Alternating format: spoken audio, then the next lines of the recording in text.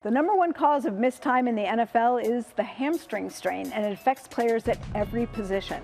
Already this year, we've seen marquee names like George Kittle, Mike Evans, even Lamar Jackson missing time as a result of this injury. So what makes the hamstring so critical for every athlete on the field? To answer that, we go inside the blue tent. So we're looking at the skeleton from the back, actually the right-hand side, and we're starting with the vertebrae, the lower part of the spine, the pelvis, the hip joint is under here, the thigh bone or femur, the shin bone or tibia and fibula, and the foot and the ankle. And what I have highlighted for you are the hamstring muscles. Now the hamstrings cross both the hip and the knee. So up high they attach below the larger glute muscles, and down low they attach on one portion on the outer side of the knee and one portion on the inner side of the knee. And I wanted to have the hip move into extension for you so you can see that the hamstrings do contribute to driving the hip backwards because of their attachment up above the hip joint. But the glutes do most of that work. So where the hamstrings are really the strongest contributor is in flexing the knee. And you will see it here. We're going to highlight the hamstring muscles down here so that you can get a better view of that.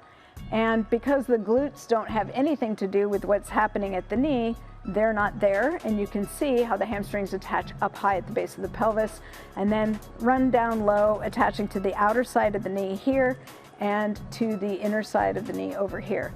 Now the hamstring muscles are important for acceleration. They are what drive the leg forward. That's what allows you to sprint. But they also help slow down advancement of the leg forward, which is important for deceleration, and perhaps the more important aspect when we're talking about recovery for athletes. Now the injury can occur anywhere along the hamstring or the tendon that attaches the hamstring.